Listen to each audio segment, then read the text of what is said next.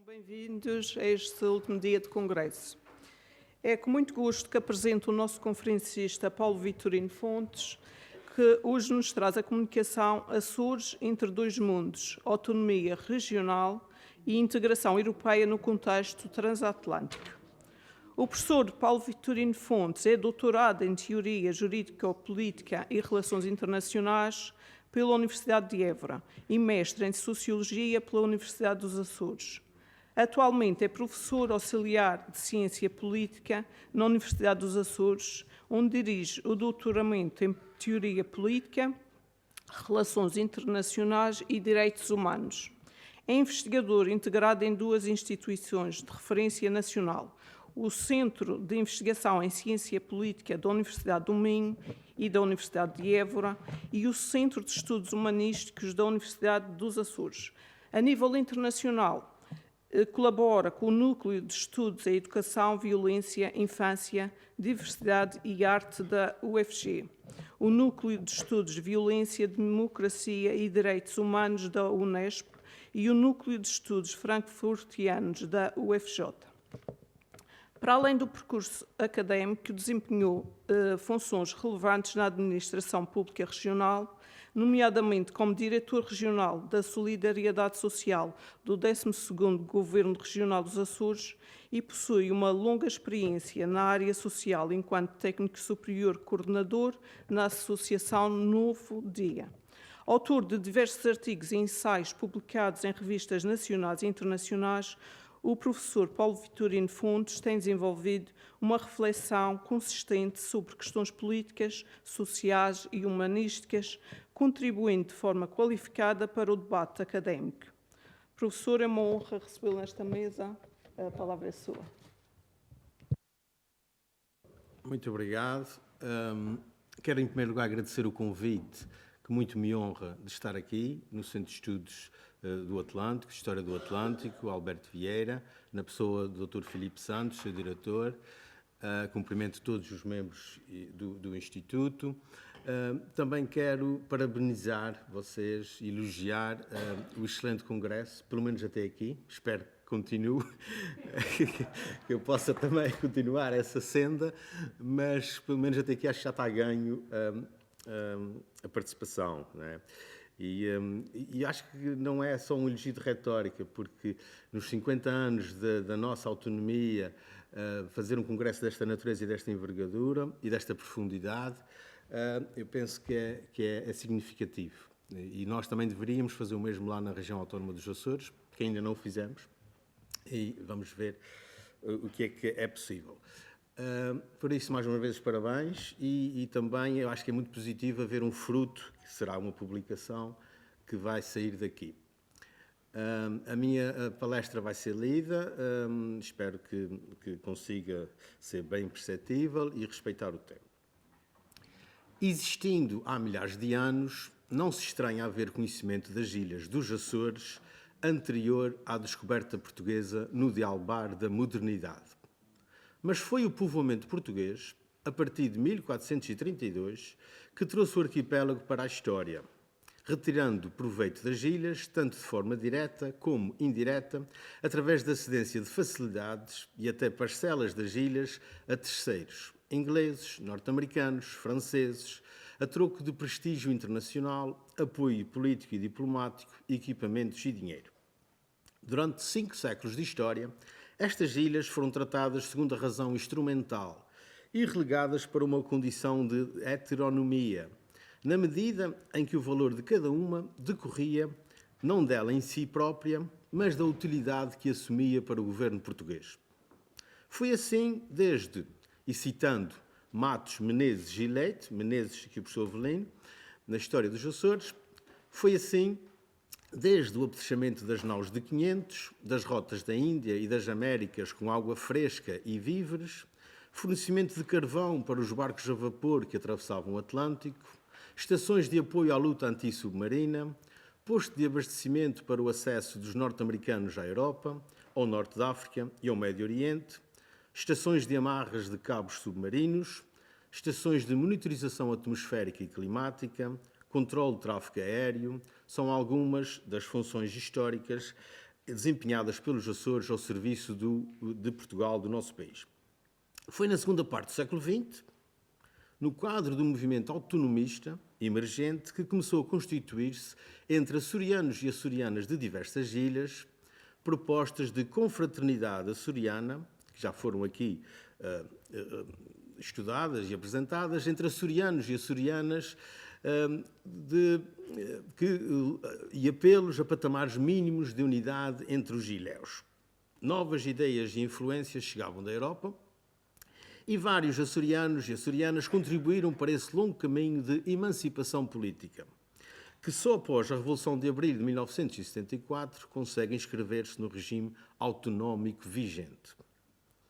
A autonomia político-administrativa da região autónoma dos Açores, tal como da região autónoma da Madeira, foi consagrada na Constituição Portuguesa de 1976. Estes arquipélagos constituem duas regiões autónomas da República Portuguesa, dotadas de estatuto político-administrativo e de órgãos de governo próprio, Assembleia Legislativa e Governo Regional. A conquista da autonomia resultou de uma luta política de muitos açorianos e açorianas que tentaram ultrapassar as limitações que a condição insular muitas vezes impunha. O pensamento político moderno e europeu foi-se aqui moldando, muitas vezes de forma pioneira, inspirando também outras ilhas e arquipélagos nos seus processos de emancipação política. Se, por um lado, a nossa investigação explora essa história, é essencialmente para o futuro que ela está voltada, pois a região autónoma dos Açores, conquista das gerações anteriores, enfrenta novos desafios neste século XXI. No mundo pós-pandemia de Covid-19, no seio de uma crise de saúde, mas também ambiental, social e política, com a integração europeia, os centros de decisão política deslocalizaram-se para as instituições europeias, localizadas essencialmente em Bruxelas, Estrasburgo e Luxemburgo. A participação política é limitada e padece da maleita da abstenção, pelo que importa melhorar o sistema político, tornando mais equilibrado e participativo, tanto ao nível de ilha, da região, de Portugal e da União Europeia. O nosso trabalho, a nossa investigação, pretende estudar este percurso de integração europeia da região autónoma dos Açores na articulação de três conceitos fundamentais: ultraperiferia, autonomia e subsidiariedade, que se relacionam e condicionam de sobremaneira tanto a condição insular como os desafios que as ilhas enfrentam. Para tal, iremos apresentar inicialmente uma pequena secção dedicada ao estado da arte para compreender a originalidade e contribuição desta investigação em relação ao que já foi publicado, para depois, num segundo passo, enquadrar o desafio da integração europeia, a mudança que originou na política externa portuguesa e no arquipélago açoriano em particular. De seguida, numa terceira etapa, iremos reconstruir o percurso inicial do conceito de ultraperiferia, o qual resultou de um processo de luta política organizada pelas ilhas e arquipélagos da Europa, que teve um importante contributo açoriano, culminando na consagração jurídica do Estatuto de Região Ultraperiférica da União Europeia, no Tratado de Amsterdão, em 1997. Por fim, exploraremos a centralidade da autonomia e da integração numa dialética interna versus externa, para fazer face aos desafios tanto do sistema político regional como do processo de desenvolvimento e integração europeia. Ou seja, este título dos Açores entre dois mundos, mais do que mostrar que existem dois mundos, existe uma transição de autonomia para uma integração, ou seja, um percurso, e não dois mundos separados, de autonomia e de integração europeia. A Europa conhece uma pluralidade de ilhas, cuja única característica de base se prende com a diversidade que as caracteriza e que parece desafiar qualquer exercício de sistematização. Também já foi referido aqui. Apenas algumas são Estados, outras são capitais de Estados e outras ainda são adjacentes ao território continental, ao qual por vezes até se encontram ligadas por pontes. Outras ainda encontram-se afastadas dos territórios dos respectivos Estados, aos quais foram associadas ao longo dos séculos, em função dos serviços que se perspectivava lhes poderem prestar. A importância da nossa investigação passa pelo facto de centrar a atenção num conjunto específico de ilhas, neste caso o arquipélago dos Açores, e de situá-lo numa categoria muito específica de ilhas europeias que usufruem de um determinado grau de autonomia jurídica ou política e administrativa. No dialbar da modernidade, os Estados europeus emergiram como grandes potências à escala planetária. Para cumprimento dos respectivos desideratos políticos e a partir dos instrumentos de poder ao seu dispor, viriam a reclamar-se de uma cadeia de ilhas e territórios, um pouco por todo o planeta. Muitas vezes considerados espaços menores ou até mesmo inúteis, estas ilhas viriam a assumir papéis preciosos na construção dos grandes impérios: português, espanhol, holandês, inglês e francês. E com o passar do tempo, até mesmo para a consolidação das respectivas propostas de afirmação nacional, e aqui cito Baldacchino e Carlos Amaral, a adoção da ideia de descolonização e do direito de autodeterminação viria a ditar, a partir da segunda metade do século XIX, a perda dessas possessões ultramarinas europeias e o recuo dos Estados europeus à dimensão do velho continente.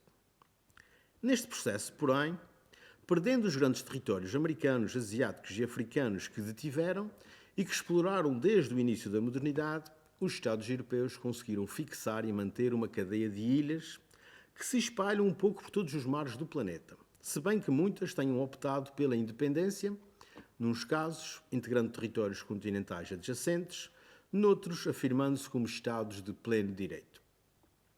A nossa investigação, como já foi referido, dedica-se ao caso concreto do arquipélago dos Açores, incluindo num conjunto de ilhas que, apesar de se encontrarem para além do espaço territorial europeu, em muitos casos longe e até muito longe dele, permanecem de algum modo ligadas à Europa e aos seus respectivos Estados, constituindo outras tantas manifestações ou projeções da Europa e dos seus Estados um pouco por todo o planeta, do Mar do Norte ao Atlântico Sul, ao Índico e ao Pacífico.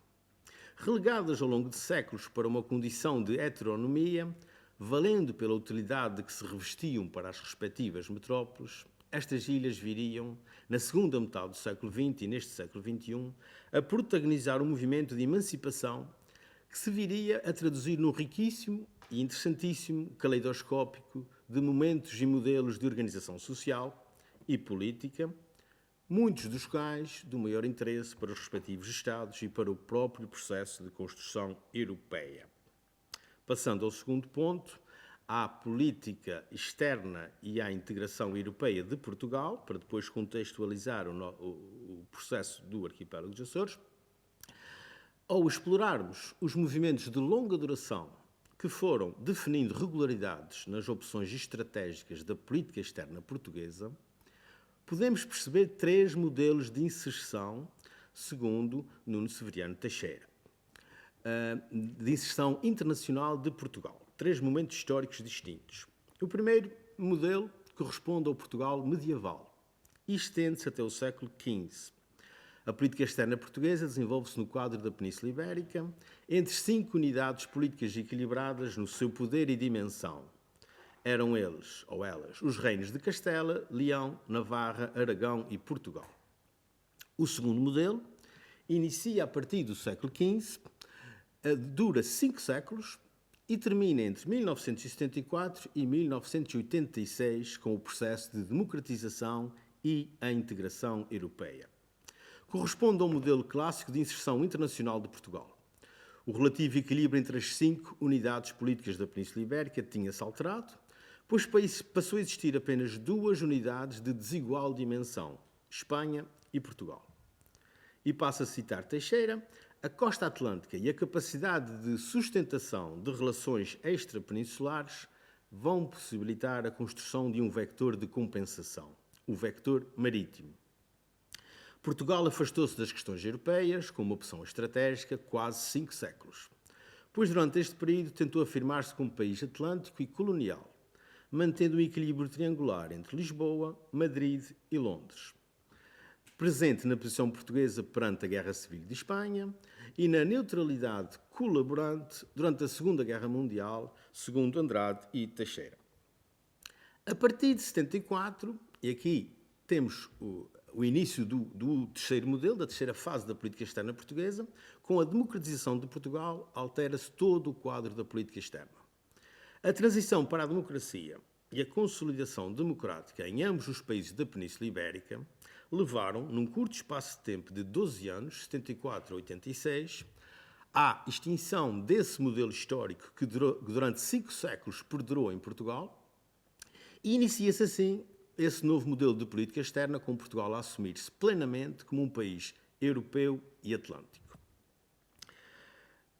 Temos aqui a viragem à Europa. Já depois de Portugal sempre se assumir como atlântico, que sempre não, a Idade Média era um país peninsular. Após esse breve período de transição para a democracia, em 76, inicia-se em Portugal o período constitucional, com o primeiro governo constitucional, liderado por Mário Soares, e tendo Medeiros Ferreira, açoriano, como ministro dos Negócios Estrangeiros. Preocupado em clarificar a política externa portuguesa e em definir unívoca e rigorosamente o posicionamento externo do Estado, Portugal assume totalmente a sua condição de país ocidental, simultaneamente europeu e atlântico. Serão estes, portanto, os dois vetores fundamentais e as verdadeiras opções estratégicas do Portugal democrático. Citando Teixeira. Para Portugal, o vector atlântico significou a permanência das características históricas da política externa portuguesa e foi fundamental tanto ao nível da orientação externa como também da estabilização interna do país.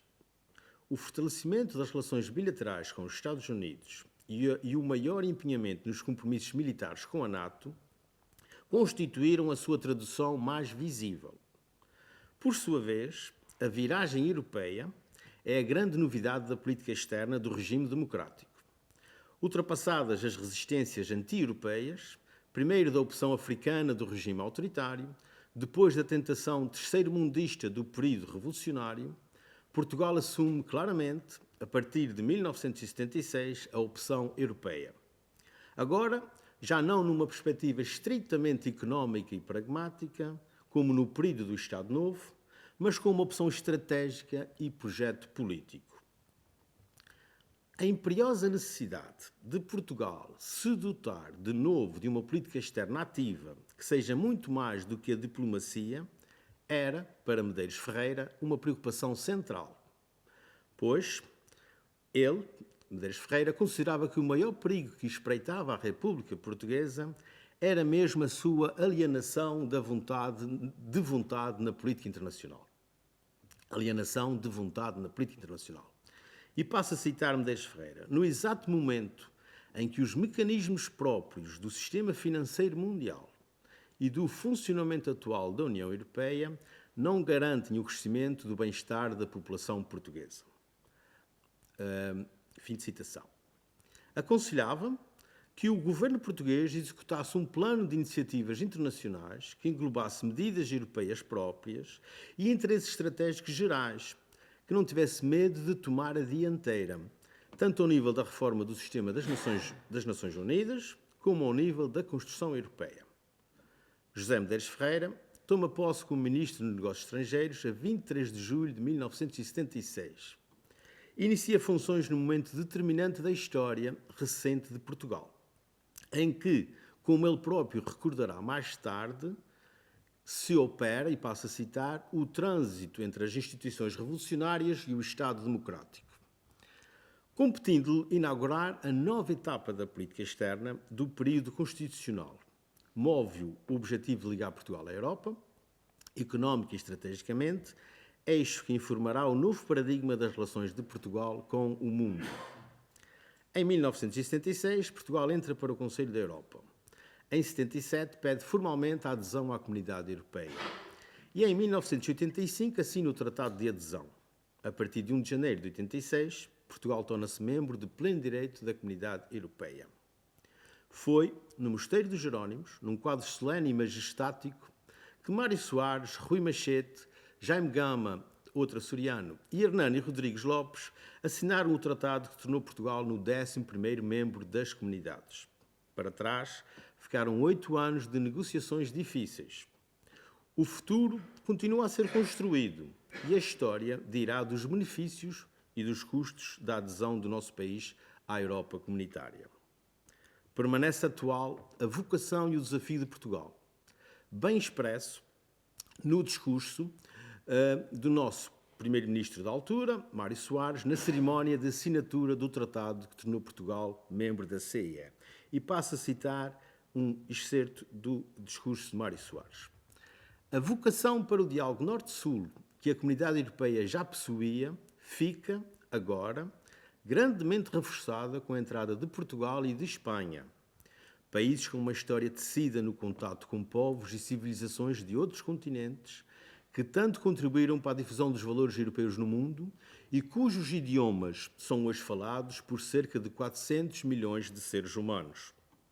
Portugal, para quem os laços de fraternidade para com os países africanos de expressão portuguesa e com o Brasil revestem primordial importância, está certo de que, com a sua entrada na CEE, contribuirá para criar um novo dinamismo de cooperação da Europa comunitária com a África e América Latina. Seremos igualmente fiéis à nossa vocação atlântica, tendo visto pelo presente tratado reconhecidos os nossos direitos sobre uma vastíssima zona desse oceano que tão intimamente conhecemos há séculos e cujas imensas potencialidades importa urgentemente saber aproveitar. Mário Soares, 1997. Fim de citação. Eu diria que este desígnio de aproveitar o nosso mar continua cheio de potencial e por desenvolver ainda. Ou continua com potencial. A partir daqui estão reunidas as linhas de orientação estratégica da política externa portuguesa, no período democrático, ao acrescentar à opção europeia e ao vetor atlântico as relações de amizade e cooperação com os novos países africanos de língua oficial portuguesa, os PALOP, e com o Brasil. A partir da década de 90, a estes três eixos vem juntar-se um quarto, a participação portuguesa na produção de segurança internacional, com a participação de militares portugueses nas operações de paz da NATO, da União Europeia e das Nações Unidas. As Forças Armadas tornam-se um instrumento da política externa. Com licença. Uma nova equação política e estratégica guia agora Portugal. Como Teixeira sintetiza, e passo a citar, hoje a Europa e o Atlântico não são termos contraditórios, como são complementares. O binómio Europa-Atlântico mantém-se na equação geopolítica, mas invertem-se as prioridades estratégicas. Tradicionalmente, Portugal pensava-se como um país atlântico e colonial, e quando o peso do vector marítimo era excessivo, procurava compensações continentais. Hoje, pelo contrário, pensa-se como um país europeu e é como membro da União Europeia que procura valorizar e potenciar a posição atlântica e as relações pós-coloniais. Fim de citação. Percebemos a centralidade que as ilhas assumem, tanto na projeção atlântica de Portugal e europeu, e no nosso caso concreto, torna-se pertinente aprofundar o papel fundamental que os Açores desempenham na construção portuguesa da Europa, tanto como ideia, como no contributo que dão por um lado, e ao que usufruem por outro, da comunidade jurídico-política, económica e social que é a Europa. Esse é um longo caminho de luta política que os Açores souberam trilhar, mas que urge hoje continuar face a novos desafios da política interna e externa desta nova região autónoma dos Açores. E é aqui que se situa o âmago da nossa investigação, que pretende de alguma forma ampliar e, se possível, tornar mais incisiva essa linha de investigação e de pensamento atlântico e açoriano em concreto, que se vai constituindo na história cultural e política da autonomia insular, no autogoverno e na relação com o outro, principalmente na Europa e com a Europa. E passo ao terceiro ponto, a Europa das ilhas, ultraperiferia e integração. A importância das ilhas da Europa tem sido medida ao longo da história, como já foi referido, não pelo seu carácter intrínseco, mas pelos serviços e bens que podiam prover às suas respectivas metrópoles. Este fator tem conduzido a um desenvolvimento orientado para os outros, em vez de autocentrado nas necessidades locais. Governadas à distância, foram percebidas de modo utilitarista, como meios ao serviço dos interesses nacionais, dos Estados que as detinham, muitas vezes descartadas quando deixavam de ter interesse. Quando, em meados do século XX, a Europa iniciou o processo de integração, os Estados-membros garantiram que as suas possessões insulares permaneceriam fora do sistema de integração, ficando, porquanto, reservadas à esfera privada dos seus respectivos proprietários, citando Amaral. O processo de integração económica da Europa, iniciado com o Tratado de Roma na década de 50 do século XX, tinha como grande objetivo superar as divisões e os conflitos entre os diversos países europeus, que tinham atingido um auge horrendo com a Segunda Guerra Mundial, e promover o progresso e o bem-estar dos cidadãos e das sociedades num ambiente generalizado de democracia e paz. Após os primeiros anos de vigência do mercado comum, foi evidente, e agora citando Mota Amaral, que algumas zonas estavam a progredir muito depressa, enquanto outras ficavam para trás, principalmente nas regiões da periferia dos países membros da CEE. Eram evidentes as dificuldades de arranque de um processo de desenvolvimento económico e social.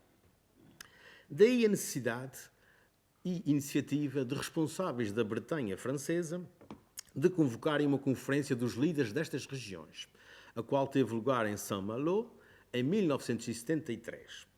A Declaração de Saint-Malo de 1973, como sublinha Mota Amaral, contém um apelo solene aos dirigentes europeus para que corrijam, mediante políticas adequadas, a desigualdade de desenvolvimento que se verificava nas regiões periféricas marítimas dos respectivos países, sob pena de vir a agravar-se para sofrimento das suas populações. A política regional tem as suas origens no Tratado de Roma de 1957, que constitui a Comunidade Económica Europeia. Em 1968 foi criada a Direção Regional da Política Regional da Comissão Europeia e em 1975 é criado o Fundo Europeu de Desenvolvimento Regional. Reconhecendo a importância da política regional, o Tratado sobre o Funcionamento da União Europeia consagra 5 artigos à coesão económica, social e territorial, dos artigos 174 ao 178. Nesta investigação, o foco não se coloca tanto na política regional europeia, mas, acima de tudo, na relação entre os Açores e a Europa, num contexto mais alargado de outras ilhas e arquipélagos do continente europeu. Apoiando o nosso trabalho e vários autores que se têm dedicado às questões insulares, exploramos a tese de que a importância crescente destas ilhas ao nível político no mapa europeu está relacionada com o grau de autonomia política que detêm em relação aos Estados continentais a que pertencem. Interessa-nos sobretudo o processo de autonomia política dos Açores, que até 1976 teve as suas maiores conquistas em relação ao continente português, com especial atenção à relação desta autonomia com o processo de integração europeia. Como refere Carlos Amaral, as ilhas, e passo a citar, as ilhas emergem no mapa da Europa a partir do momento em que conseguem desfrutar de um regime mais ou menos alargado de autonomia política que lhes permite, por um lado, a nível interno, definir e conduzir os seus destinos próprios e, por outro lado, a nível externo, ser ouvidas diretamente pelas próprias instituições europeias. Fim de citação. O processo de emancipação política começou com o papel pioneiro das Ilhas Åland no rescaldo da Primeira Guerra Mundial, que foram capazes de inspirar um movimento de profunda transformação na Europa, o regionalismo, citando Amaral. Só na década de 1970 é que emergem as questões insulares na agenda europeia, devido essencialmente a 2 fatores fundamentais: o alargamento das comunidades como eram designadas na altura e a posterior adoção da política regional europeia, entretanto já referida. A Europa dos 6, a primeira comunidade, que ainda não se chamava comunidade, de uma forma geral, era um apelo, era um projeto continental, pois só a partir do primeiro alargamento, com a adesão da Irlanda, Reino Unido e Dinamarca, as comunidades passaram a assumir a sua dimensão marítima. Para tal, contribuiu o fato de, principalmente, o Reino Unido e a Dinamarca possuírem ilhas que não eram meras possessões daqueles países, mas gozavam de regimes de autogoverno, que demonstraram grandes reservas em relação ao impacto da adesão em termos políticos, económicos e sociais, citando Amaral, Olaussen e Baldacchino. As comunidades europeias e os Estados-membros, como partes envolvidas nas negociações de adesão, tiveram dificuldade em compreender, ou pelo menos de abordar, as preocupações destas regiões autónomas insulares. Não houve abertura para o reconhecimento das especificidades das ilhas, que fosse além da lógica centrípeta da integração. Daqui resultou que uma variedade de regiões autónomas britânicas e dinamarquesas, que gozavam de suficiente autonomia política para rejeitar a integração europeia, o tivessem feito. Foi assim com Jersey, Guernsey e a Ilha de Man, no caso da Grã-Bretanha, entre outras ilhas e territórios ultramarinos que permaneceram fora da União. A Islândia, que entretanto alcançou a soberania plena, a Groenlândia e as Ilhas Faroé, no caso da Dinamarca. Em 1979, dá-se a adesão da Grécia às comunidades. Mas apesar da natureza arquipelágica deste país, não foram reconhecidas as especificidades das regiões insulares nas políticas europeias. Só com a adesão de Portugal e Espanha em 1986 é que há uma viragem no reconhecimento das questões insulares e na adoção de medidas capazes de integrar efetivamente estas regiões na agenda europeia. Mudança esta que tornou a confirmar-se em 1994 com a adesão da Suécia e da Finlândia.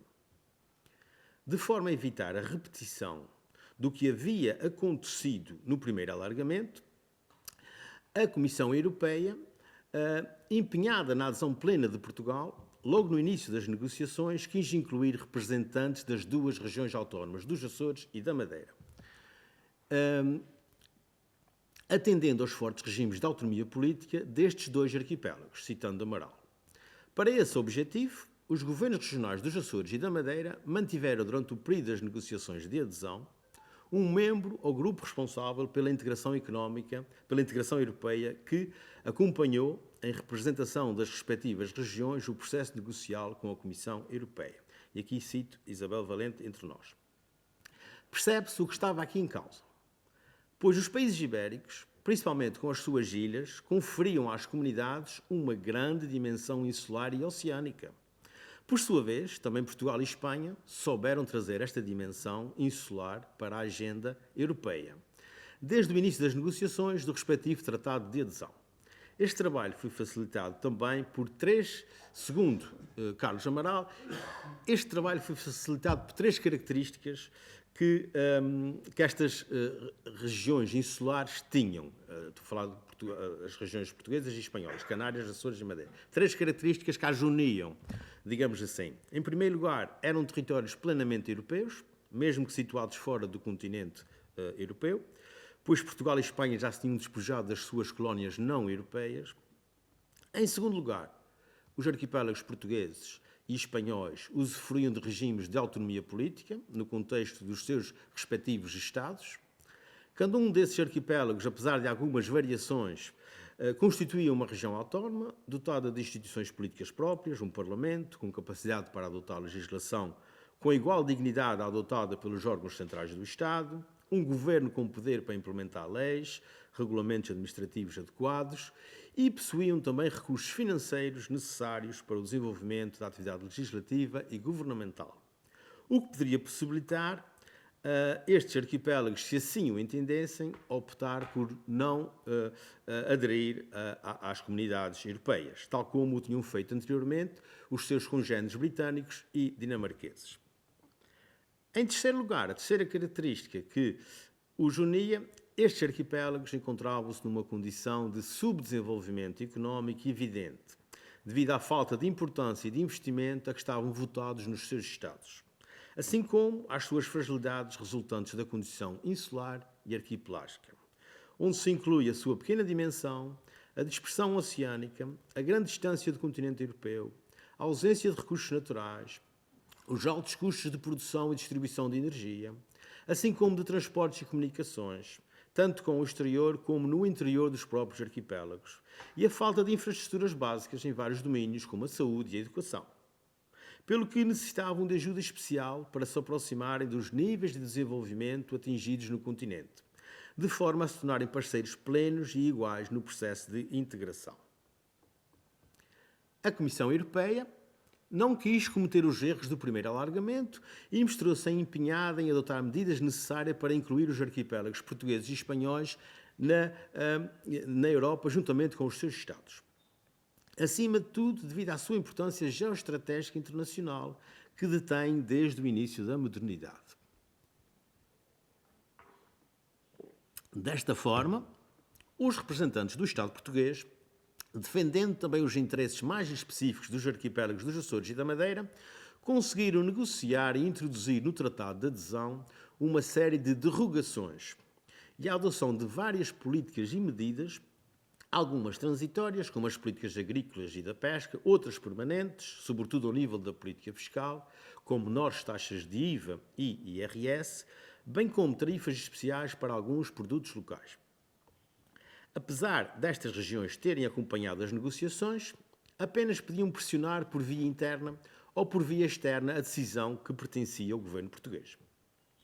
Verificou-se aqui, e citando Valente, uma confluência de interesses entre o governo português e os governos regionais dos Açores e da Madeira, pois todos pretendiam que os arquipélagos fossem apoiados no âmbito das políticas dos fundos de coesão. A preocupação e responsabilização pelo desenvolvimento destes arquipélagos tomou forma na Declaração Comum, em 1985, que acabou por ser anexada ao Tratado de Adesão, contendo a recomendação para que, e passo a citar o articulado, as instituições da comunidade dediquem especial atenção à realização dos objetivos acima referidos de ultrapassar as desvantagens destas regiões, decorrentes da sua situação geográfica, afastada do continente europeu e da sua orografia particular, das suas insuficiências de infraestruturas e do seu atraso económico. Fim de citação. Importa realçar o grande alcance político de, pela primeira vez, terem sido reconhecidos os constrangimentos permanentes e estruturais das Ilhas Atlânticas, que iriam ser utilizados posteriormente na construção e definição do conceito de ultraperiferia.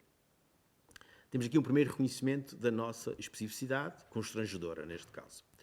Com o objetivo de influenciar os organismos de decisão, assistimos desde meados da década de 70 ao desenvolvimento de vários organismos de cooperação interregional, quer no quadro do Conselho da Europa, como da União Europeia. Salienta-se entre eles a Conferência, agora Congresso de Autoridades Locais e Regionais do Conselho da Europa.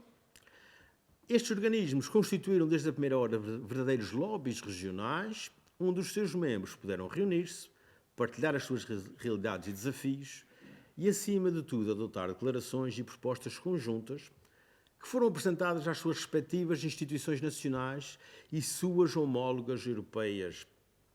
No caso concreto da dimensão insular, reveste especial interesse a Comissão das Ilhas, criada em 1980, no âmbito mais amplo da Conferência das Regiões Marítimas, Regionais e Periféricas da Europa, datada de 1973, e estou citando Didier H.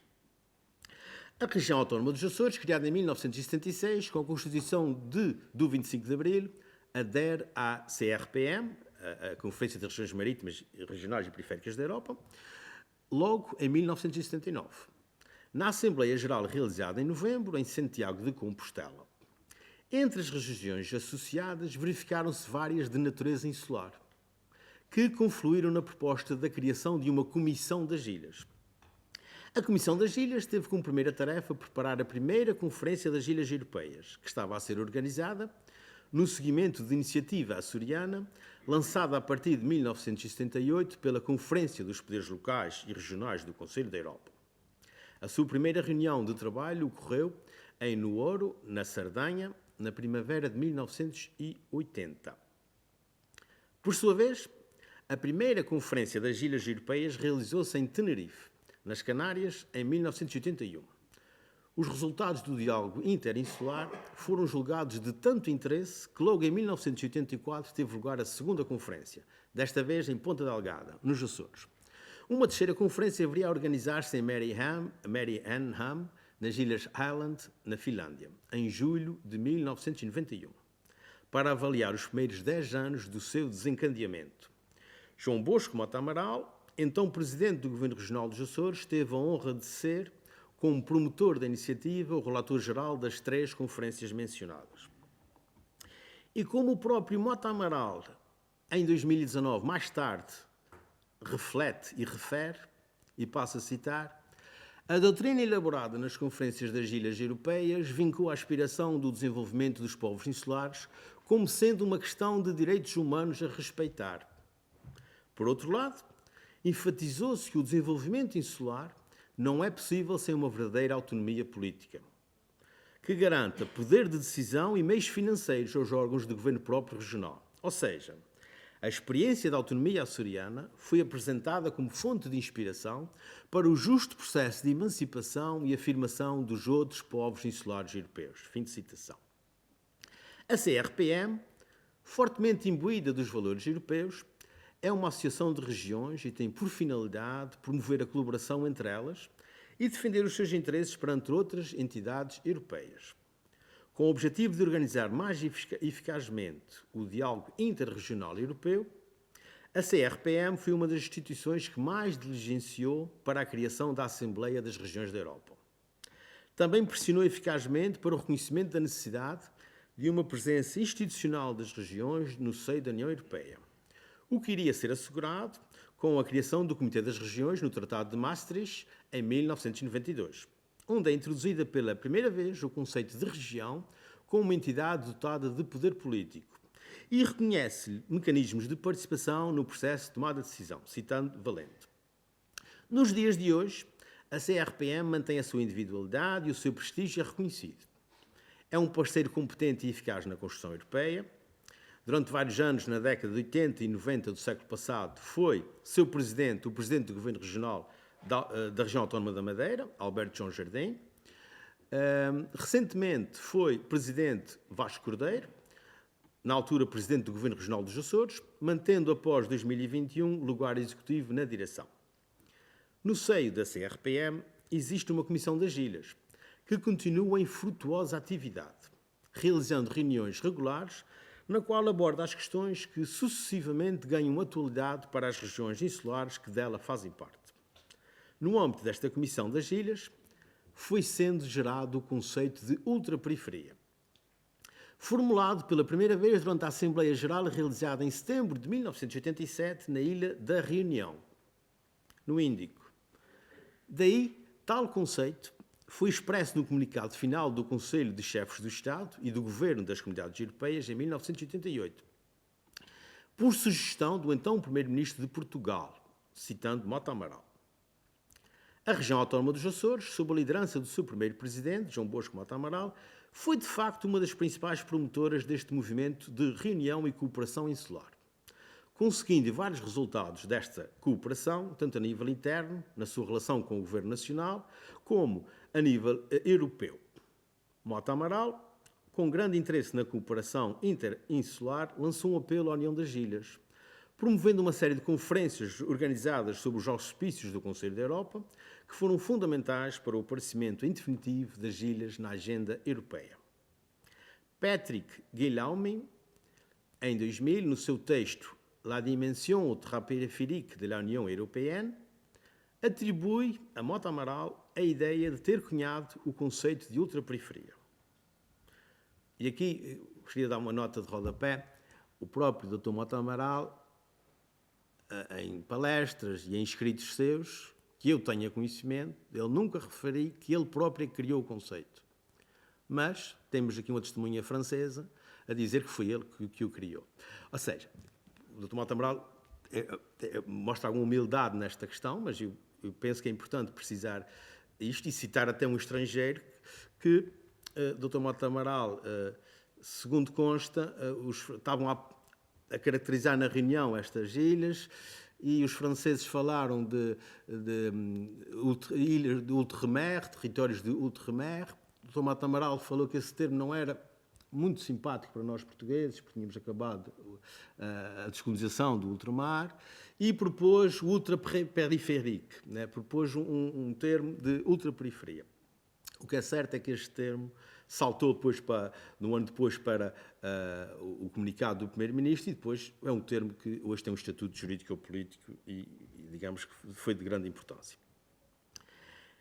Patrick Guillaume então diz que nessa reunião o Dr. Mota Amaral cunhou o conceito de ultraperiferia para caracterizar os Açores, a Madeira, as Canárias, a Martinica, a Guiana, a Guadalupe e a Reunião. Nesse sentido, Mota Amaral prosseguiu com o seu grito de cooperação insular em todo o mundo, através de um livro que lançou no ano seguinte, chamado O Desafio Insular, em 1989. Apesar da dificuldade em congregar diferentes interesses, emergiram 3 características comuns que uniram este pequeno grupo de ilhas. A sua pequena dimensão, fragilidade e dependência em relação ao exterior e a grande distância dos centros continentais e o subdesenvolvimento socioeconómico. Até então, a grande heterogeneidade das ilhas do continente, sob o domínio dos seus Estados, a par da condição de heteronomia política que lhes eram impostas, havia inviabilizado qualquer tentativa de adoção de políticas específicas insulares. A nova e mais orientada estratégia mostrou ser um sucesso, de tal forma que o Conselho Europeu, reunido em Rhodes, no início de 1988, afirmou, e passo a citar, reconhecer os problemas socioeconómicos específicos de certas regiões insulares da comunidade e, por conseguinte, a solicitar à Comissão que examinasse esses problemas e a submeter, se apropriado, quaisquer propostas que considere úteis no âmbito das possibilidades financeiras oferecidas pelas políticas comunitárias existentes, tal como foram decididas. Fim de citação. Um ano depois, em 89, o Conselho decide adotar o primeiro programa oficial destinado a dar resposta às necessidades específicas dessas ilhas, surgindo assim o bem conhecido POSEI, Programa de Opções Específicas adotadas para enfrentar a distância e o isolamento que as caracteriza. Surge assim, primeiro, o Poseidon para as ilhas Martinica, Guadalupe, Reunião e o enclave da Guiana, logo seguido por 2, o Poseima para a Madeira e para os Açores e o Poseican para as Canárias.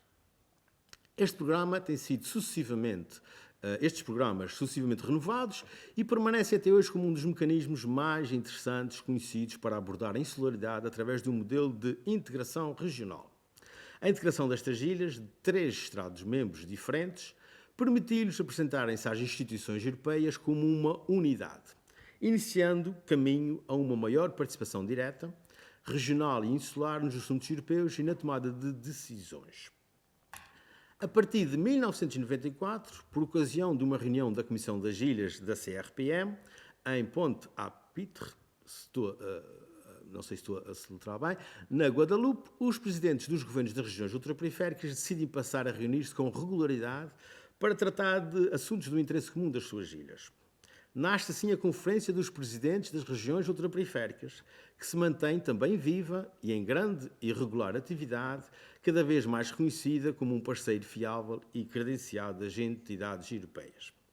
Nesse sentido, como refere Mota Amaral, em 2019, tornou-se verdadeiramente relevante aquilo que começou como sendo uma iniciativa açoriana, com o objetivo, aproveitando a prerrogativa constitucional de participação em negociações internacionais, de juntar apoios para obter a definição de uma política europeia para as ilhas, acabando desencadeando um amplo movimento de afirmação das várias regiões insulares. Este movimento beneficiou os esquecidos das ilhas, que deram um grande salto qualitativo em termos de qualidade de vida, ao mesmo tempo que também a própria Europa reconhece agora a sua dimensão marítima e a projeção do seu poder e interesse pelos oceanos de todo o mundo. A União Europeia reconheceu o Estatuto das Regiões Ultraperiféricas no artigo 349 do Tratado sobre o Funcionamento da União Europeia, Tratado de Lisboa. De acordo com o artigo 349, as medidas específicas e as derrogações na legislação da UE ajudam as regiões e passo a citar, Guadalupe, Guiana Francesa, Martinica, Maiote, Reunião, São Martin, dos Açores, da Madeira e das Ilhas Canárias, a lidar com os grandes desafios que enfrentam devido ao afastamento geográfico, à insularidade, à pequena superfície, ao relevo e climas difíceis e à dependência económica de um pequeno número de produtos, fatores estes cuja persistência e conjugação prejudicam gravemente o seu desenvolvimento. O Conselho, sob proposta da Comissão e após consulta ao Parlamento Europeu, adotará medidas específicas destinadas, em especial, a estabelecer as condições de aplicação dos tratados a essas regiões, incluindo as políticas comuns. Fim de citação. Para Atender às justas pretensões insulares, têm vindo a ser desenvolvidas programas específicos, cuja execução cabe às entidades europeias, nacionais e regionais, respeitando os respectivos níveis de competência. Em aplicação do princípio da subsidiariedade, o desafio é exigente, como enuncia Mota Amaral, e passo a citar: o envolvimento direto e a responsabilidade da União Europeia, envolvendo o Conselho Europeu, a Comissão e o Parlamento, exprime uma aplicação correta do princípio federalista e recebe claro apoio das entidades diretamente representativas dos povos insulares, que não consentiriam quaisquer recuos nesta matéria. Fim de citação. Para além disso, assistimos também ao crescimento de organismos de cooperação regional, principalmente entre regiões dotadas de autonomia política, as denominadas regiões legislativas, tanto ao nível legislativo como executivo. Neste sentido, o Tratado de Lisboa introduziu mecanismos formais para a associação dos parlamentos regionais ao processo legislativo da União, no termo dos protocolos relativos à subsidiariedade e à proporcionalidade na atuação da União Europeia, citando Campos e Campos. E encaminho para o último ponto, relativo aos Açores específicos, à sua autonomia e integração europeia. Como sabemos, a autonomia é um conceito milenar que tem sobrevivido graças à capacidade de corresponder às exigências dos tempos novos que se vão colocando. No dialbar da modernidade, a autonomia ressurge porque foi capaz de se adaptar e de dar resposta às exigências colocadas pela crise que já se fazia sentir no Estado moderno, citando Moreira. A autonomia da região autónoma dos Açores tem um passado e terá um futuro na medida em que for capaz de responder à realidade e verdade efetiva das coisas, para melhor poder projetar o seu futuro. Nos dias de hoje, confronta-se com realidades completamente distintas daquelas que se verificaram pela ocasião da fundação da sua autonomia. Citando Amaral, à época, a autonomia traduzia-se na retirada de um determinado leque de competências do centro para a atribuição às regiões, que se criam como autónomas, de modo a poderem, correspondendo àquela que era um interesse específico e uma entidade específica dessas regiões, ser cada uma delas a tratar por si e em si das matérias que informavam essa mesma identidade e esse mesmo interesse específico. Fim de citação. No quadro de uma Europa organizada em Estados soberanos, a autonomia traduzia-se numa subsoberania ou numa soberania incompleta. Segundo a própria doutrina alemã, subsoberania porque se tratava de um poder político, diferente de descentralização estritamente administrativa, mas não completa porque abrange um domínio específico, aquele que informava a identidade da comunidade, que se dizia simultaneamente integrada no todo nacional do seu país, mas diferente desse todo também, porque estava integrada no seu país, não se justificava a independência, mas era suficientemente diferente para justificar-se a autonomia. Foi o que se verificou nas Ilhas Aland, no início do século passado, foi o que se verificou na Dinamarca, foi o que aconteceu em Espanha, no Reino Unido, na pluralidade dos Estados europeus e foi o que se verificou nos Açores e na Madeira. Neste sentido, o arquipélago dos Açores é autónomo porque, em primeiro lugar, se criou o conceito de açorianidade, com o Vitorino Mesi, em 1932, como primeiro autor, para designar uma identidade específica que corresponderia a um interesse igualmente específico e que, por essa razão, para o cumprimento dessa identidade e desse interesse específico, havia que retirar competências a Lisboa e trazê-las para os Açores, citando Ferreira, Amaral e Mota Amaral. Mas para se chegar à consagração constitucional do Estatuto Político das Regiões Autónomas dos Açores e da Madeira, o caminho percorrido não foi linear. Foi mesmo uma história cheia de imprevistos e peripécias, com os mesmos atores a desempenharem vários papéis. Todo este processo, como sublinha Medeiros Ferreira, culmina e inscreve-se num novo capítulo da história de Portugal, aberto com o 25 de abril de 74, que levou à conjugação do conceito de autonomia com o conceito de região. Daí resultando a autonomia política regional, uma nova realidade do ordenamento espacial e político da comunidade portuguesa, então em vias de democratização. Estou quase a terminar. Com os desenrolados acontecimentos em Portugal continental, depois de 25 de abril, os revolucionários pretenderam apoiar-se no governo de Lisboa e no movimento das Forças Armadas para operarem nos arquipélagos dos Açores e da Madeira. Por sua vez, os adversários da Revolução, pelo contrário, irão provocar a desestabilização nas ilhas. Já falámos disso, os movimentos Flama, revolucionários. Chegando a apoiar-se em forças separatistas, e passo a citar Medeiros Ferreira, para alcançarem um duplo objetivo: moderar os ímpetos revolucionários em Lisboa e garantir uma autonomia político-administrativa nos territórios insulares. É esta a essência das relações entre a revolução, o separatismo e a autonomia. Segundo Medeiros Ferreira, fim de citação. A autonomia regional, consagrada inicialmente na Constituição da República Portuguesa de 76, após 7 sucessivas revisões, acabou por corresponder às expectativas nacionais e internacionais na matéria.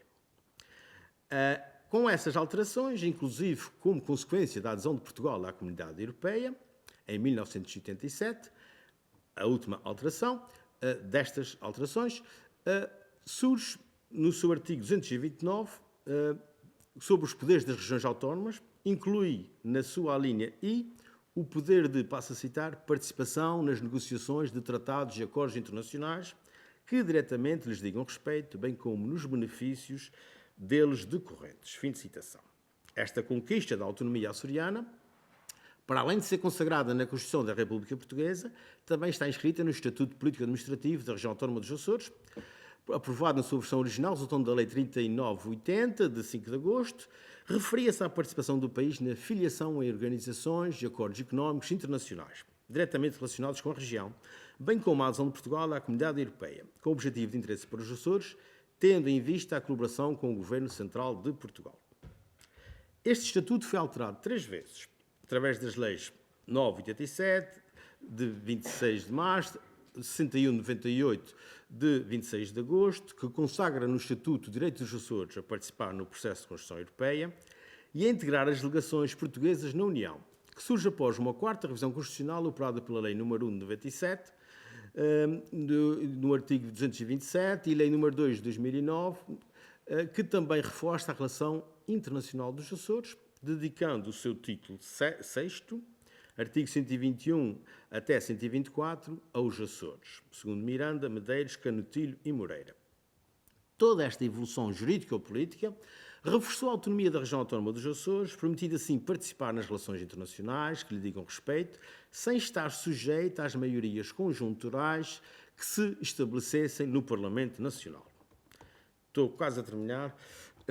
Este primeiro modelo de autonomia, definido há quase 50 anos, foi pioneiro e absolutamente inovador à escala europeia, na medida em que alargou o interesse específico, a competência autonómica ao domínio das relações internacionais, no sentido de que o serviço do interesse dos Açores faz-se não só dentro das fronteiras, mas para além delas, pois as relações internacionais eram entendidas historicamente como integrando o âmago da soberania e por isso mesmo era um assunto absolutamente não delegável. A autonomia açoriana tem-se traduzido em democracia, em desenvolvimento e em qualidade de vida. Mas nos nossos dias, e agora só lanço alguns desafios para a reflexão futura, para a evolução futura da autonomia, mas nos nossos dias, para além das tensões existentes na relação político-administrativa entre as regiões autónomas e o Governo Central, alterou-se a circunstância política, principalmente pelo facto de já não vivermos unicamente numa Europa de Estados soberanos. Com a globalização por um lado e a integração europeia por outro, o poder político foi transferido em grande parte das capitais nacionais para Bruxelas, para as instituições europeias e para o próprio sistema internacional. Pensamos que a autonomia açoriana tem grande potencial ainda por realizar. Mais concretamente, será importante fortalecer e aumentar os processos de participação social e política da juventude em particular e da sociedade em geral. A nossa democracia é muito jovem, precisa de se fortalecer e isso depende da maior participação de todos nós. Penso que há um trabalho que tarda em ser feito. A Assembleia Legislativa Regional dos Açores criou uma comissão eventual para o aprofundamento da autonomia, a SEVERA, que ainda não foi consequente em termos de debate público e político, que poderá ser de dissenso ou consenso, mas que será fundamental para a tomada de decisão e a ação quanto a assuntos de extrema importância para o nosso futuro coletivo, tanto ao nível da arquitetura político-institucional como ao nível da inclusão e participação política. Ao nível da organização político-institucional, os assuntos mais consensuais a resolver serão a extinção do cargo do representante da República e a reafetação dos atuais poderes do cargo, nomeadamente a nomeação do ou da Presidente e restantes membros do Governo Regional, a assinatura e a promulgação dos diplomas regionais, bem como a fiscalização preventiva da constitucionalidade dos mesmos diplomas, a criação de provedores sectoriais, a criação de um Tribunal da Relação nos Açores e, eventualmente, na Madeira, a eliminação da proibição de partidos regionais e a definição do Estado português como um Estado unitário regional. Quanto à promoção da participação política, por fim, considerada fundamental para o fortalecimento das instituições democráticas, será importante avançar o debate e a decisão quanto às questões relativas ao voto em mobilidade, à possibilidade de candidaturas independentes, o voto preferencial, a criação de listas abertas ou de círculos eleitorais das regiões autónomas ou Parlamento Europeu e a possibilidade da criação de partidos regionais. Para conseguir estas ambiciosas conquistas, será necessária uma maior unidade regional, que, em ideal, deveria ser assumida por todos os partidos políticos com representação na região, ou pelo menos pelos dois maiores partidos, que permitisse unir forças contra as forças centrais desses mesmos partidos, que se têm oposto a um maior aprofundamento da autonomia açoriana. Este é um velho problema, para o qual um dos mais ilustres fundadores da nossa autonomia, João Bosco Mota Amaral, tem chamado a atenção, ou seja, para a necessidade de unir forças que ultrapassem os interesses partidários, porque, afinal, ao nível político, é a nossa região que deve ou deveria estar acima de tudo. Muito obrigado.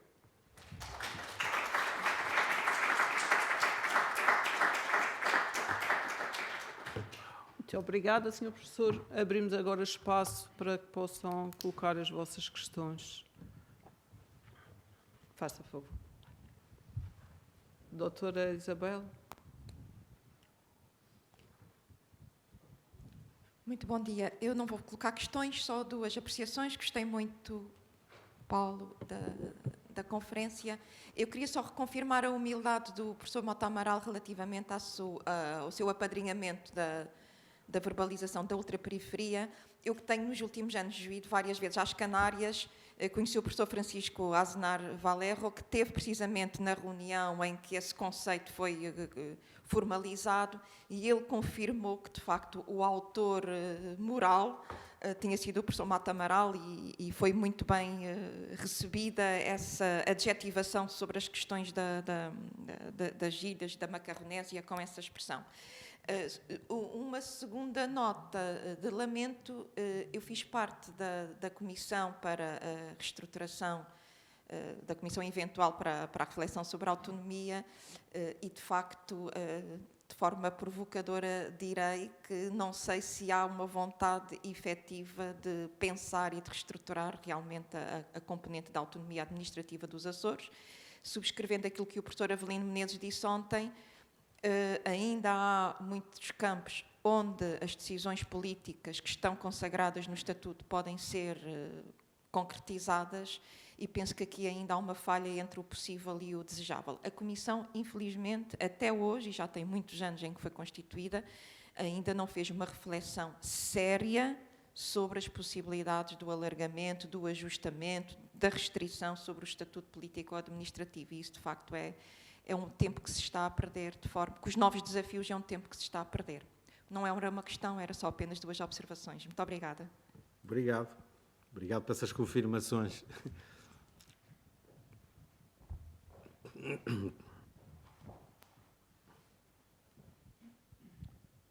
Obrigado. Felicito o Paulo Fontes pela sua comunicação e queria levantar aqui umas outras questões.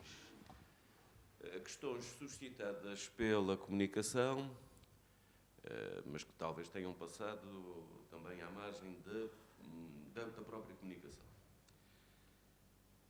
As ilhas carecem de apoio económico para a redução do seu atraso, que é um atraso secular até eventualmente multissecular. Isto é uma realidade. A Europa, neste contexto, tem de fazer a sua parte. E uma coisa é certa, mesmo que por vezes a contragosto, a Europa tem cumprido a sua parte. E tem cumprido a sua parte transferindo para as regiões, para as ilhas, neste caso em concreto, fundos avultados. Mas as ilhas têm também de fazer a sua parte. Como? Em primeiro lugar, através da efetiva redução do seu atraso, pela utilização adequada de tais fundos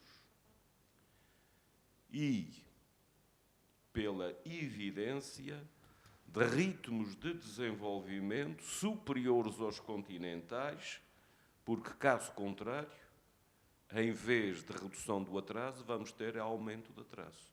Não basta, portanto, crescer. É preciso crescer mais do que os outros para que o atraso efetivamente diminua. Outra questão. A troco desse apoio económico europeu, as ilhas conferem à Europa uma coisa extraordinária.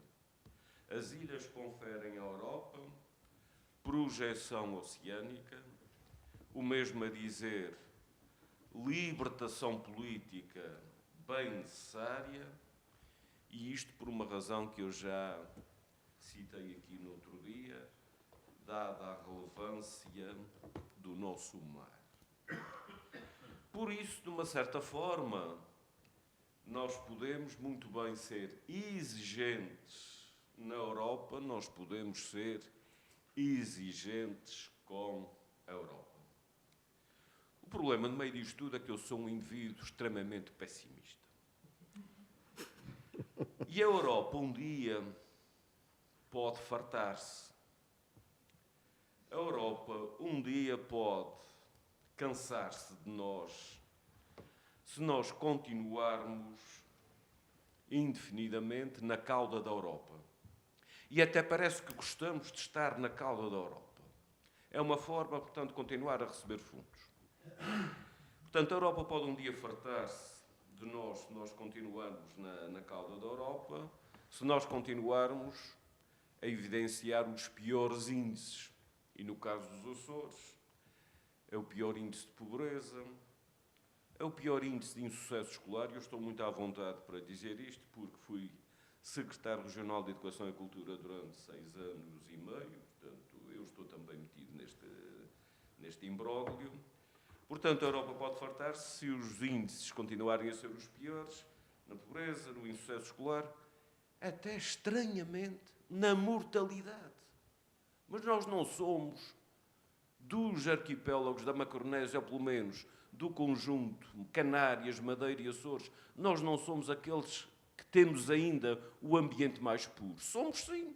E porquê é que morremos mais? E mais depressa? E mais cedo? Pois não sei. Vou já acabar. É preciso também uma outra coisa. É preciso que os fundos comunitários não encubram a má governação. Porque se isso acontecer, isto é, se os fundos comunitários esconderem a má governação, pois é bem melhor que não haja fundos comunitários. Porque se não os houver, os cidadãos vão sentir finalmente no bolso e na vida as dificuldades e então aí vão encostar os mandantes à parede, vão obrigar a que finalmente os mandantes evidenciem competência e responsabilidade, coisa que nem sempre acontece. Esta ponta final é, efetivamente, a ponta final de um pessimista. Obrigado, professor Avelino. Sabe, a minha intervenção estava a ser um bocadinho grande e eu não li a conclusão. Eu tinha uma conclusão. E acabava com um parágrafo do mar. A falar e li o seu artigo sobre o mar. Acabava com o mar, que o mar é que nos projeta fora das ilhas. Agora, voltando à questão complexa do nosso desenvolvimento. A sua preocupação, professor Avelino, vai de encontro ao desafio que Medeiros Ferreira já tinha lançado, de que os fundos não seriam suficientes para nos desenvolver. Há aqui algo que será mais crucial, será a nossa capacidade de os utilizar. E também vai de encontro à anterior comissária europeia para a coesão regional, doutora Elisa Ferreira, portuguesa, do anterior comissão.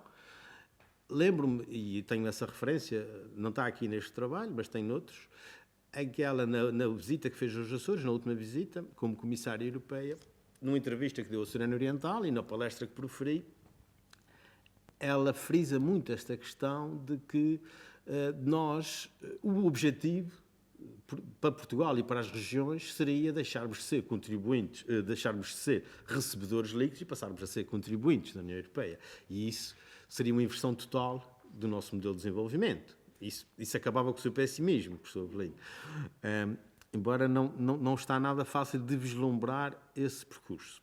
Nós estamos agora a ter a tal bazuca europeia, fundos enormes que estão a vir do Recovery Plan, do Plano de Recuperação e Resiliência. Recuperação e Resiliência, que vai acabar para o ano o seu investimento desses fundos, e vamos ver se realmente vamos ficar mais resilientes e mais desenvolvidos ou não. Se as nossas taxas de pobreza vão diminuir, se os nossos índices de qualidade de vida, como a esperança de vida, se vão aumentar, e também diria se a participação política e o abstencionismo também se vão ter maior participação, menos abstencionismo. Também penso que isso é crucial face aos novos movimentos populistas, face à desintegração política das nossas comunidades e que está relacionado também com a nossa condição de vida. Penso que o substrato dessa desagregação política é um substrato económico e social e que tem muito a ver com o nosso desenvolvimento. Ou seja, Medeiros Ferreira já dizia no início, em 2019, uma reflexão de quem pediu a adesão à União Europeia, uma reflexão mais recente, perto do fim da vida dele, que não era suficiente os recursos da União Europeia, que foram muitos. São milhões e milhões que estas regiões já receberam da União Europeia, e quando a gente reflete que a autonomia tem sido super positiva para nós, preciso não esquecer que a integração europeia é que ajudou também a substanciar essa autonomia, né? Os fundos europeus que nós temos recebido. Mas eles não são suficientes para catapultar o nosso desenvolvimento. Ou seja, temos aqui que criar protagonismo. Na altura, Medeiros Ferreira alertava para um protagonismo de Portugal nas relações internacionais. Nós, a nível de região, temos essa capacidade de participar nas relações internacionais, na cooperação externa, tanto a Madeira como os Açores, e eu acho que isso é um desafio ao nosso protagonismo. Mas não tenho uma resposta ao seu pessimismo muito boa. Obrigada, muitos parabéns, Paulo, muito obrigada. Obrigado. Por esta comunicação interessante. Para o Mais Chega, para esclarecer a questão do vocábulo ultraperiferia. Não consta efetivamente da declaração final, mas se lermos as atas da reunião do Conselho de Rhodes, está lá muito claramente. A determinada altura discutia-se se eram regiões periféricas ou não. E o Dr. Mota Amaral, e passo a citar, embora de memória, disse: nós não somos periféricos é Ceuta e Melilla. Nós somos ultraperiféricos. E a partir daí começa-se efetivamente a construir um conceito que vem a ser consubstanciado mais tarde. Eu tive a oportunidade de falar com o Dr. Mota Amaral, de lhe mostrar a ata e ele confirmou, mas do alto da sua humildade, ele nunca diz publicamente fui eu o pai do conceito de ultraperiferia. Uma questão, temos muito aqui falado na posição geoestratégica, muito concretamente, dos Açores e da importância do Atlântico e da sua posição no Atlântico Norte. Mas eu penso que temos que introduzir um outro vetor, que é os Açores enquanto um hub transatlântico e termos em conta a dimensão aeroespacial e que é da máxima importância não só para Portugal, para a União Europeia, mas também para os Estados Unidos. Eu neste momento não sei como é que está essa relação nesta área com os Estados Unidos. não só como plataforma de controle de tráfego aéreo, de lançamento de foguetões, mas também de uma coisa que é extremamente importante, da recolha do resíduo aeroespacial. Portanto, há aqui uma outra janela de oportunidade que pode trazer efetivamente um grande desenvolvimento económico, social para os Açores e posicioná-lo numa posição, peço desculpa pelo pleonasmo, posicioná-lo como um ator de primeira linha nas relações transatlânticas, não apenas por via marítima, mas também por via aérea. Há neste momento um projeto de investigação muito interessante a decorrer na Universidade dos Açores, em parceria com várias universidades europeias e com a Universidade de Coimbra, liderado por Alexandre Aragão nesta área. Muito obrigado, doutora Isabel Valente. Também quero agradecer os contributos anteriores, professora Avelinda, professora Susana, que vou incorporar no melhoramento do meu texto. Mas queria dizer que realmente os Açores estão, não coube dentro do âmbito, tive que selecionar, mas tenho também investigado as perspectivas de desenvolvimento futuro da região. E agora a região autónoma dos Açores pretende afirmar-se no estudo do oceano, no seu projeto Air Center, que está sediado na Terceira, do oceano, do espaço, do clima, oceano, espaço, clima e a transição energética e ambiental. Ou seja, são as 4 áreas de especialização. Este não é um projeto só açoriano, é um projeto nacional. Foi, na altura, o Ministro da Ciência, Manuel Heitor, é que fez grande diplomacia científica, e acho que aqui ele teve esse mérito. Consegui congregar parceiros da chamada Bacia Atlântica, das margens do Atlântico, da América, do Sul, do Norte, da África. Temos parceiros desde a África do Sul, do Brasil, nesse projeto sediado na Terceira.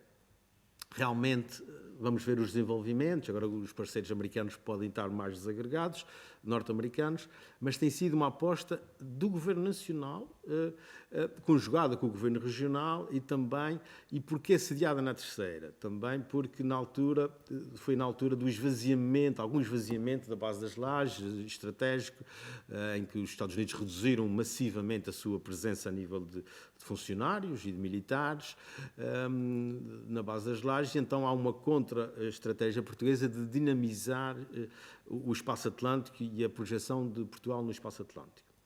E também gostaria de acrescentar que, para além deste projeto de nível de investigação científica que o Governo Nacional está a implementar nos Açores, também há um outro a nível nacional, que é o Centro de Defesa do Atlântico, que também está sediado na base das lajes, teoricamente. Na prática, e penso que ainda já desenvolveu algumas atividades, mas ainda está fazendo essa transição para se projetar a partir da Terceira, que também é uma iniciativa do governo português que pretende agregar os parceiros da Bacia Atlântica na produção de segurança no Atlântico, não só a nível militar, mas narcotráfico, segurança humana, socorro a náufragos, etc. Ou seja, há aqui projetos interessantes que pretendem dar protagonismo a estas ilhas, nomeadamente ao arquipélago dos Açores.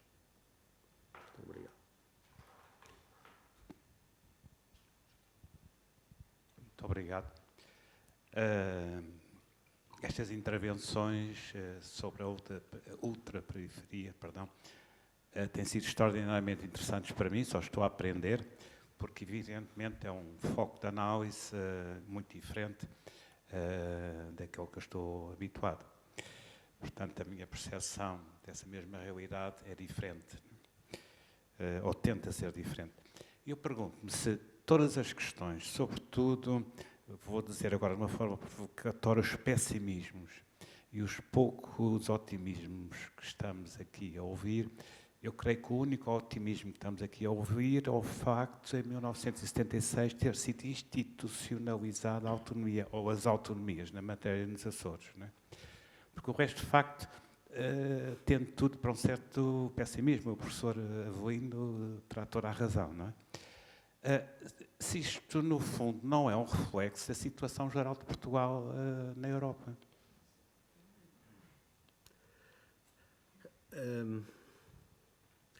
Pois, as questões do otimismo e do pessimismo, eu penso que também radicam na personalidade das pessoas.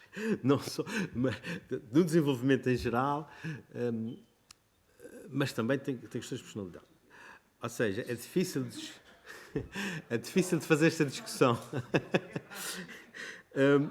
Embora a nossa convergência, e agora vou voltar a falar aqui também da reflexão do professor Avelino, e ligando à sua, e ligando ao Medeiros Ferreira, a nossa convergência, a promessa da integração europeia, que eu penso que havia nas nossas gerações, apesar de ter aqui gerações diferentes, eu sou mais novo, né?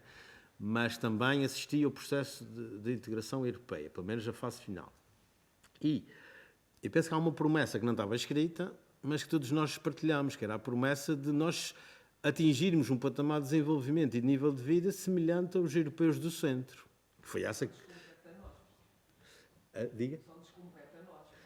Sim, mas essa compete a nós, mais ou menos, porque há um mecanismo de compensação europeia, compete a nós, mas também compete à Europa.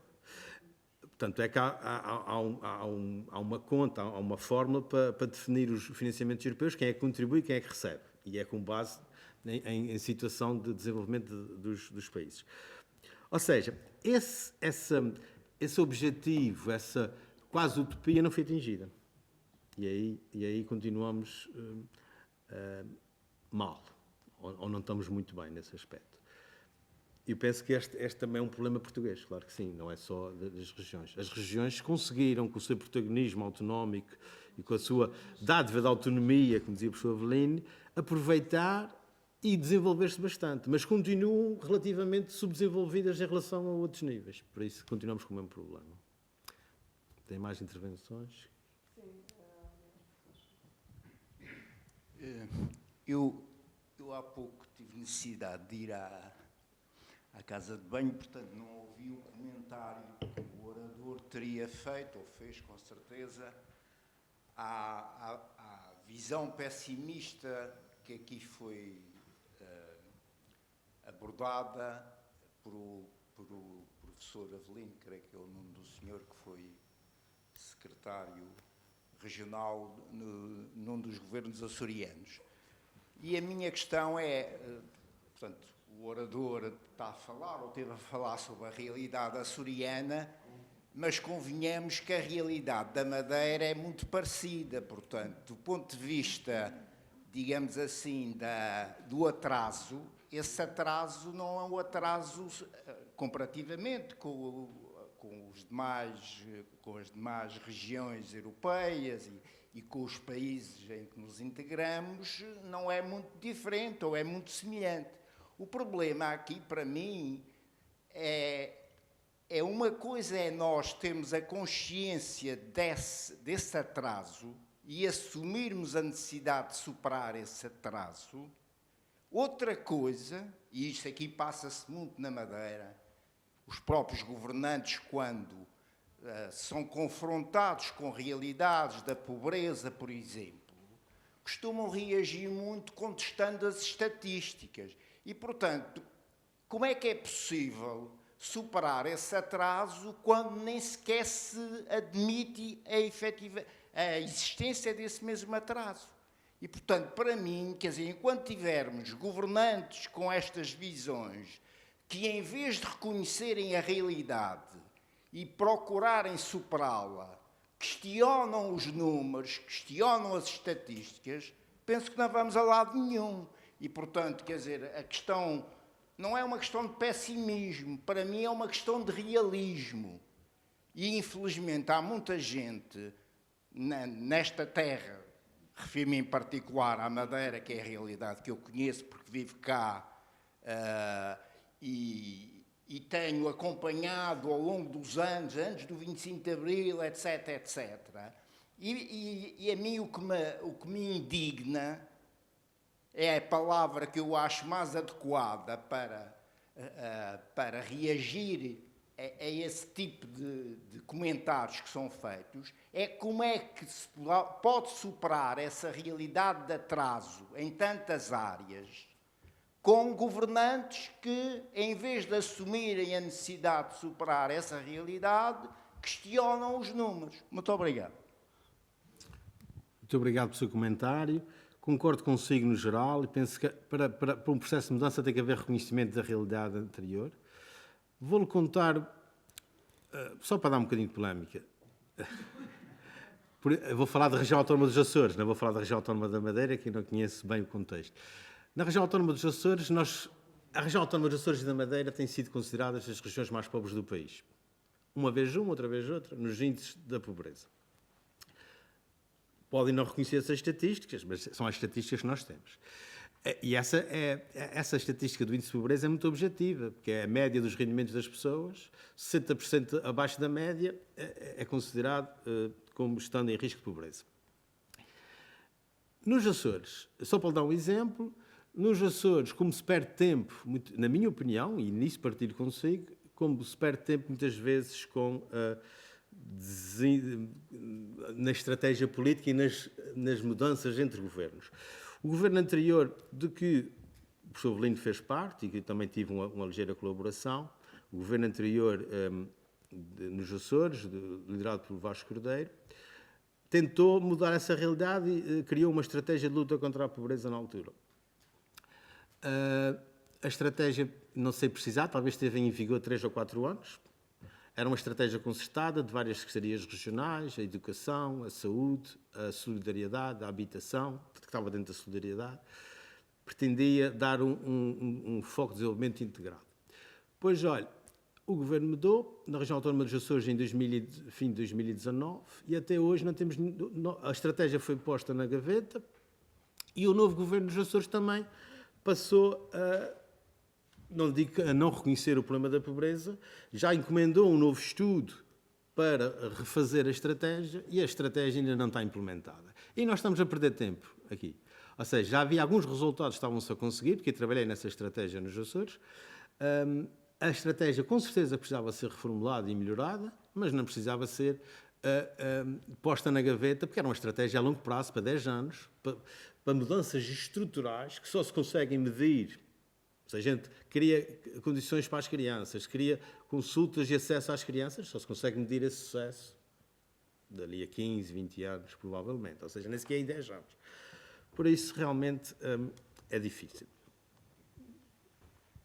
Muito obrigado. Eu quero ser curto, porque já tinha falado a primeira vez, mas gostava de retomar esta questão do pessimismo. E dizer uma coisa, esse pessimismo não é um ferrete, não é um carimbo que se aplica apenas às ilhas, nem apenas, portanto, enfim, aos Açores, portanto, que é aquele arquipélago que eu melhor conheço. Aliás, esse meu pessimismo, portanto, é um pessimismo também sobre o que se passa no país, no seu conjunto, em Portugal. E, aliás, portanto, há aí um historiador muito na berra, de seu nome Nuno Palma, que é, portanto, o campeão desse pessimismo hoje em dia. Eu não me entusiasmo muito com o Nuno Palma, porque o Nuno Palma está muito encostado à direita para o meu gosto, pronto. Mas o Nuno Palma é muito mais radical. O Nuno Palma, num livro que se chama As Causas do Atraso Português, sugere única e simplesmente o fim dos fundos comunitários. E considera que os fundos comunitários foram como o ouro do Brasil, portanto, que podia ter sido transformado em riqueza e talvez não tenha sido, se bem que eu acho que ele interpreta mal, portanto, a questão do ouro do Brasil. Portanto, eu não vou tão longe. Eu acho que os fundos europeus devem continuar, portanto, a fluir. Acho que os políticos portugueses devem continuar, portanto, a reivindicar fundos europeus. Agora, os fundos europeus têm de ser bem aplicados e eu acho que eles não têm sido, efetivamente, muito bem aplicados. Mas uma coisa é certa, sem recursos é que ninguém progride. Claro. Com pobreza... não há autogoverno. Jamais se chega à riqueza. Então, claro. Outra questão que resultou aqui de um comentário com a professora Isabel Valente. Isto que se está aqui a dizer não significa que nós não tínhamos avançado nos últimos 50 anos. Nós avançamos, felizmente avançamos, e avançamos muito. Avançamos, portanto, como comunidade e avançamos particularmente. Eu lembro que na minha casa só se comprou um rádio depois do 25 de Abril. Foi a compra que eu mais gostei de fazer na minha vida. E eu hoje tenho carros e tenho casa nos Açores e apartamento em Lisboa, essas coisas todas, e a gente efetivamente progrediu. Agora, este nosso progresso tem de ser, portanto, analisado, portanto, com muita cautela. A gente tem de fazer sempre a comparação com os outros. Aí é que é o problema. Com os outros. Em 74, onde é que nós estávamos e os outros onde é que estavam? Hoje em dia nós estamos mais para cima. E os outros onde é que estão? Pois se eles estão muito mais para cima, é sinal de que a gente fez mal e de que a gente está cada vez mais pobres, embora tenhamos hoje em dia televisores, rádios e essas coisas todas, mas não chegam. Obrigado. Pois.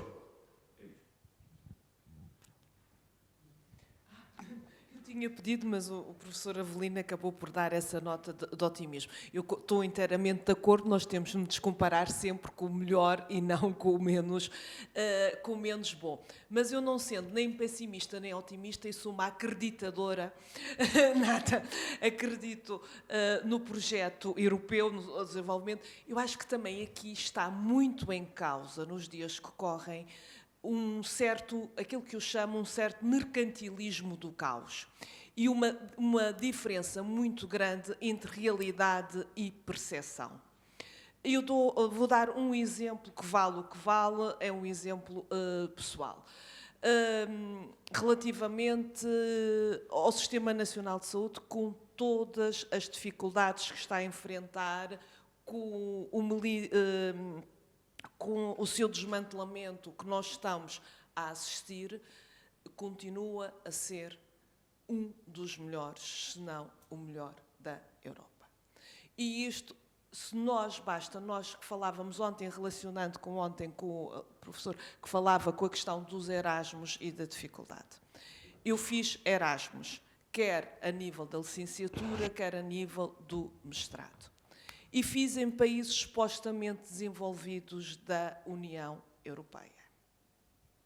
Eu, na altura, tinha um problema gravíssimo de alergias que me provocavam dificuldades respiratórias.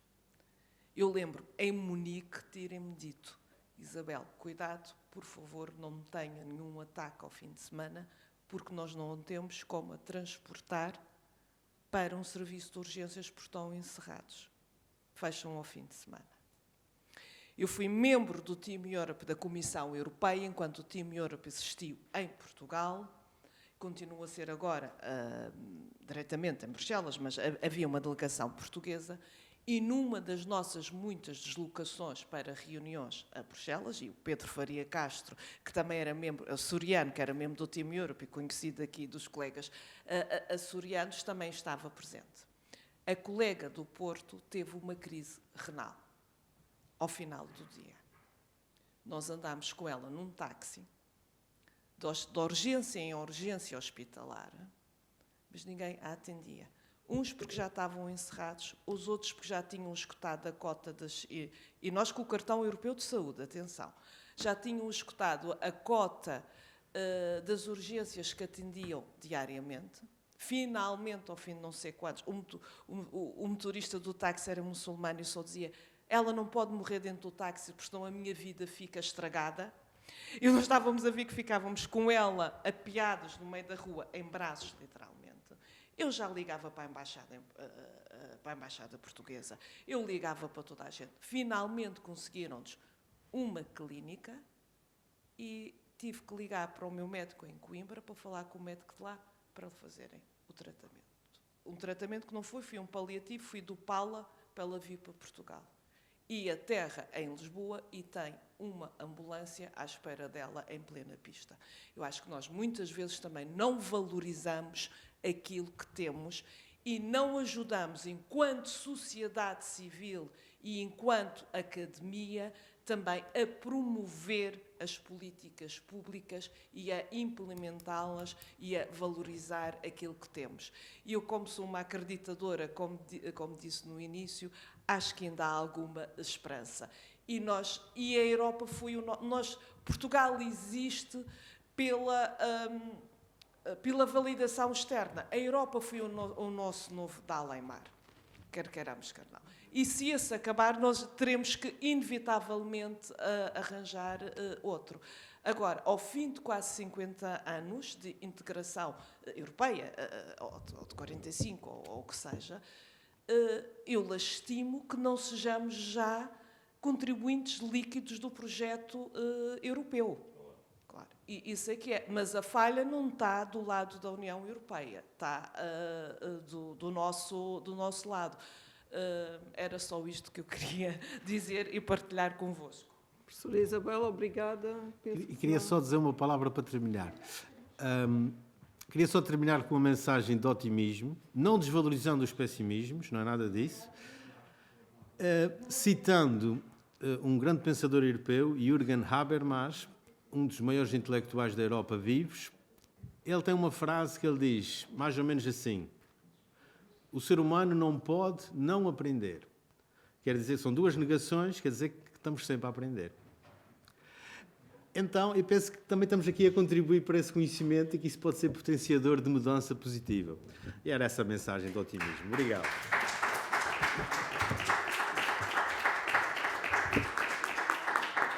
Obrigada a todos. Vamos então fazer uma pausa e os trabalhos regressam às 11h.